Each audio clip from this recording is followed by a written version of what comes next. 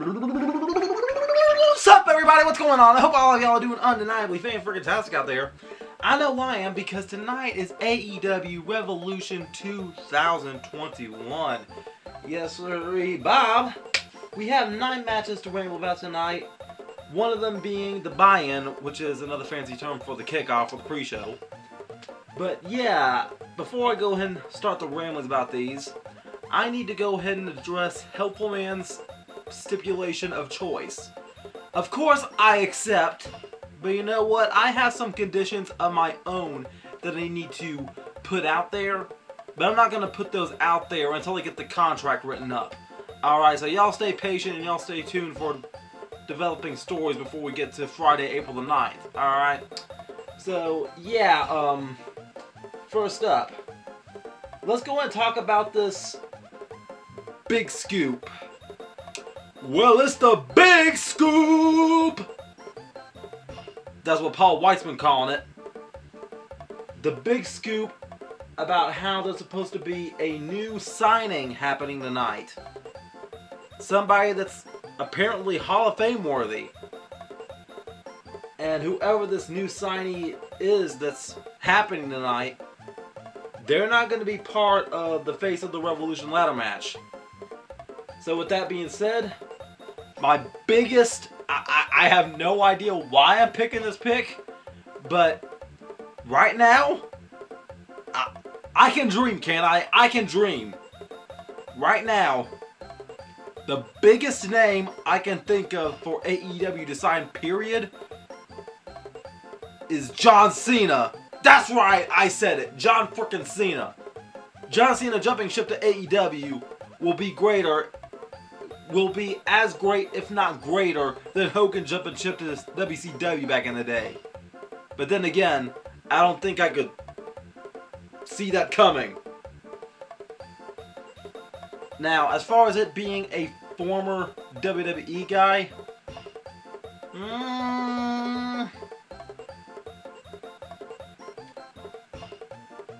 it wouldn't surprise me, but it better be a big WWE name. A big WWE name that could still work in the ring. Alright?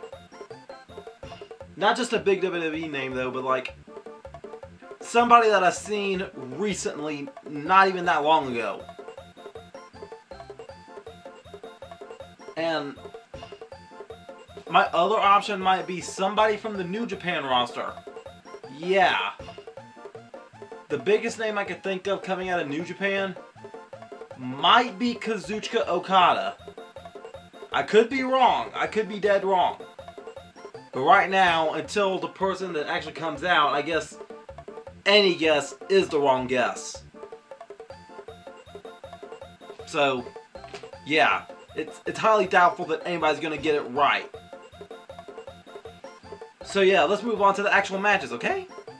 Alright, the buy-in match, the kickoff match, the pre-show match, what do you want to call it? Rio and Thunder Rosa takes on the team of Dr. Britt Baker, DMD, and Rebel. Rebel. Not Reba. Rebel. Listen up, Dr. Britt Baker. It's Rebel, not Reba. Heck, I've been a big fan of Rebel since I first laid eyes on her in the menagerie. So, I've known Rebel a lot longer than I've known Britt Baker. Put some respect on her name! But, you know what? I haven't seen too much of Rio in AEW as of late. So, the team of Rio and Thunder Rosa looks very intriguing. They do. So, I kind of want to see Rio and Thunder Rosa go over in this match. Yeah, but now let's move on to the main card, shall we? Alright, we have a Casino Tag Team Battle Royal. And I'm assuming, I think I read somewhere, or I heard that the winners of this match become #1 contenders for the AEW Tag Team Champions. And there's no way that I'm going to be able to put every participant on the screen at the same time. There's too many of them. But the participants include Bear Country, who I definitely need to see a lot more of, Santana and Ortiz, Stu Grayson and Evil Uno, John Silver and Alex Reynolds, Top Flight, Butcher and the Blade, and Private Party. Alright, look, right now, Dark Order, they already have a legitimate numbers advantage in this already. They've got 4 people from the Dark Order in this match already. So, yeah, you know what? I think this is the first AEW pay-per-view that's been hosted since the passing of Brody Lee. And right now, I think Dark Order needs a victory here. Yeah, I think they do. Do I see them becoming tag team champions right now? No, I don't. But you know what? I think we need to see John Silver and Alex Reynolds win this match. If not them, Stu Grayson and Evil Uno. Since Brody Sr. has passed away, Dark Order, they've undergone a rather significant change. They have. They went from being like this creepy and spooky cult to being like this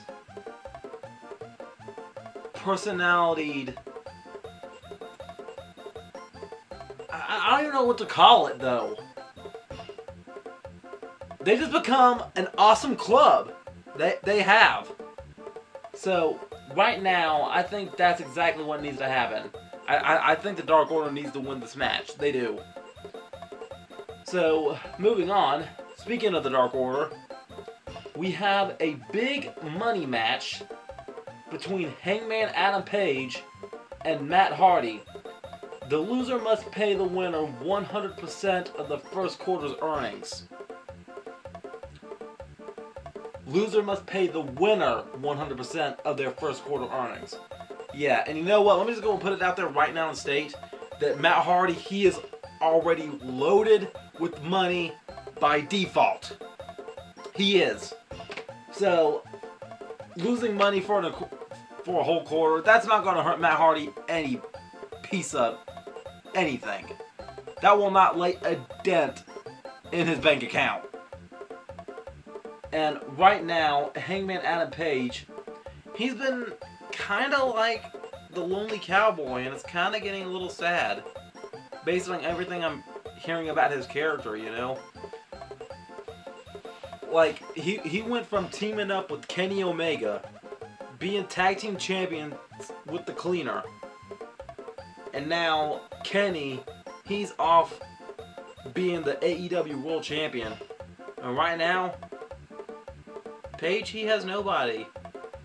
It's kind of sad. Yeah, it really is. I'm hearing that he's dressing by himself in the locker rooms. He doesn't have anybody to hang out with. He's not part of being the Elite anymore.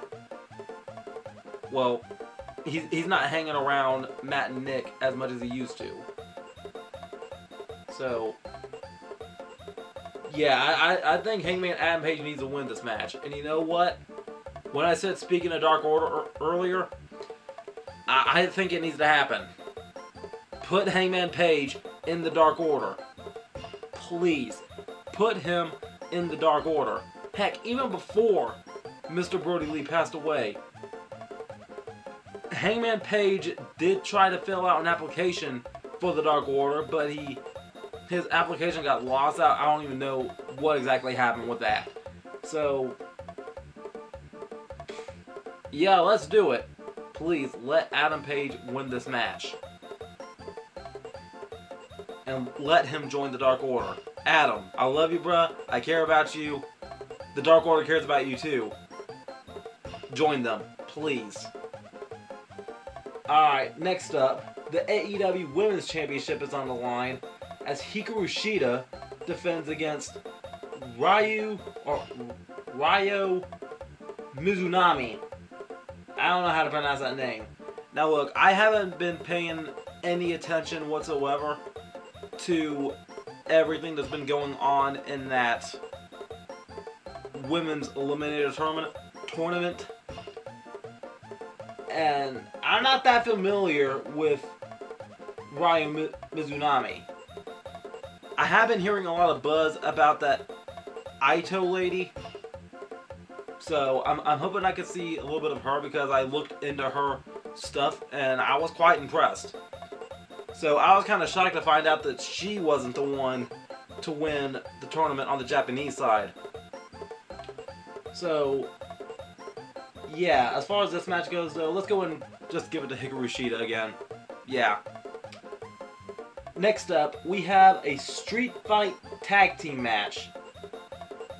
Based on the promos I've been hearing about this because of Taz, I'm assuming this is going to be a cinematic match, but I could be wrong.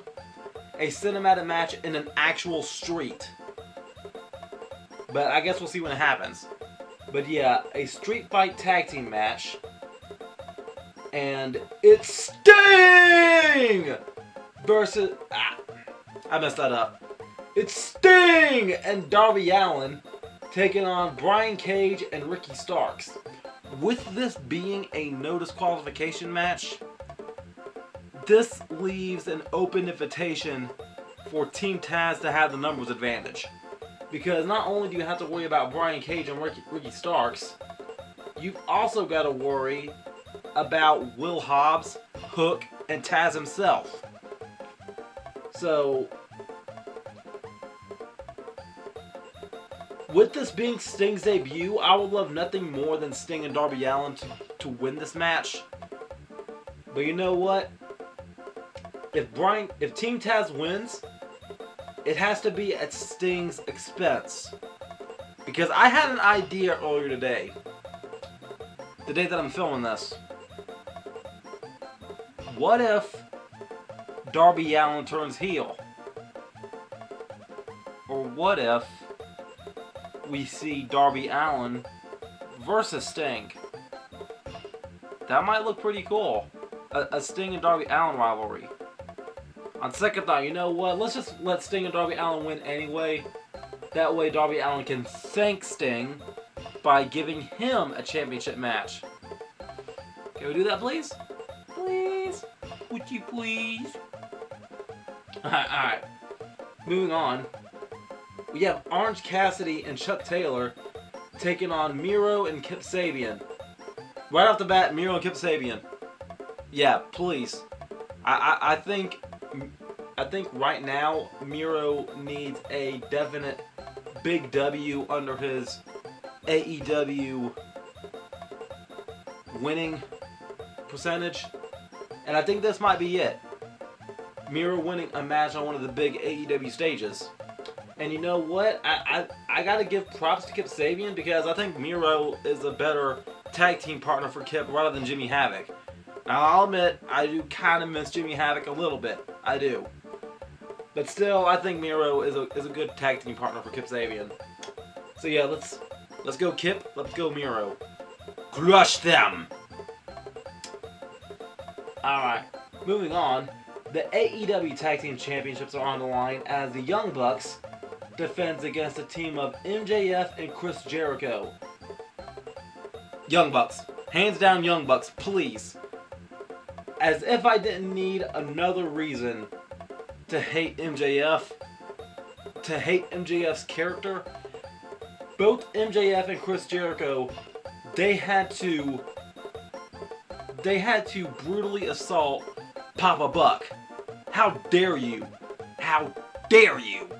And just wait for Sammy Guevara to come back and whip all y'all tails in the inner circle. Yeah. I'm smelling it. I'm sensing it. I'm sensing it. Sooner or later, something's gonna happen that's gonna make MJF leave the inner circle. MJF is gonna be the one to turn on Chris Jericho. Yeah. Not sure when, not sure how, but you can bet your bottom dollar it's gonna be happening eventually. And Sammy Guevara, he will be back in the inner circle. That's what I'm betting right now. But yeah, right now, I'm sorry. I'm just gonna come straight out and say it. Chris Jericho and MJF, they deserve to get their asses kicked. Yeah, I said it. And right now, we're moving on to the Face of the Revolution ladder match. There's 1, 2, 3, 4, 5, 6 people in this. We have Cody Rhodes, Scorpio Sky, Penta L0M, Max Caster of the Acclaimed, Lance Archer, and somebody that's to be announced.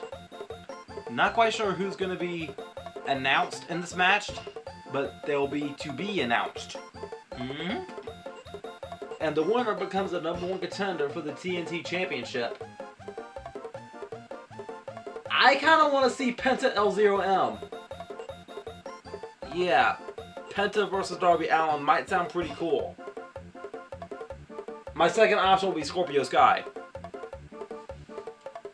Alright, lastly, we have an exploding barbed wire death match for the AEW Championship as Kenny Omega defends against Jon Moxley. So yeah, that cut that you just saw, that was me trying to look and find my DVD copy of some Japanese death matches. I've actually seen one of these exploding death matches before.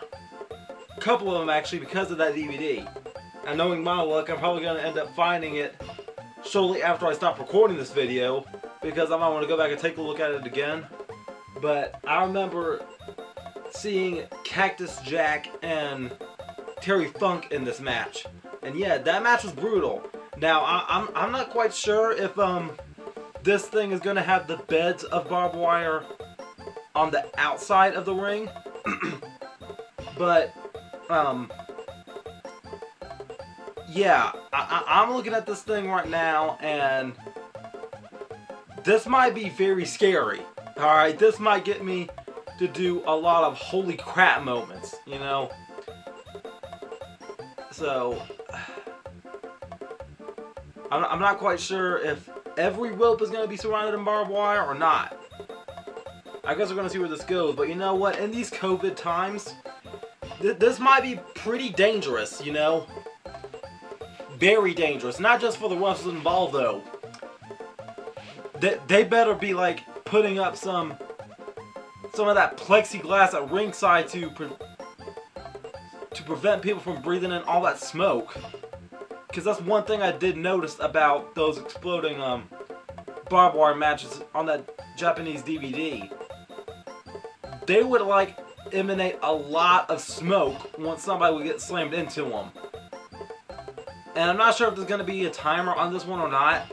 Because one thing I also remember is there was a siren going on for like the last 5 minutes of the match. Just a non-stop siren that was getting like annoying. And once that time limit was up, every single piece of barbed wire would blow up at the exact same time. And looking back at the memories of that match, that room was filled with smoke. So, yeah, this might be very, very dangerous for everybody. I'm also understanding that if something goes wrong, this might very well be Jon Moxley's last match, and I'm hoping that's not the case. And from a creative standpoint, as unlikely as it is to happen, I really, really, really would love nothing more than Jon Moxley to get that belt back. But you know what? I'm surprised that Kenny Omega, of all people, was the one that suggested the stipulation. So, you know what? Kenny Omega's going to win this match. He is. And again, with this being a no disqualification match, this is another thing that I'm imagining that leaves the doors open for a numbers advantage. Because Kenny, he's got the Good Bros at his side, just sitting there waiting and willing to do any of his biddings. So you know what? Kenny Omega is probably going to win this match, and no matter what way you look at it, this match is going to be dirty. It is. This match is going to be hideous. So yeah, with that being said, I hope all of you enjoyed the video. I hope all of you enjoy Revolution happening tonight. So good luck to all of the wrestlers competing tonight. I'm sure they're all going to do a good job. And yeah, make sure all of you remember to be outrageously optimistic year-round. Booyah! I'm out.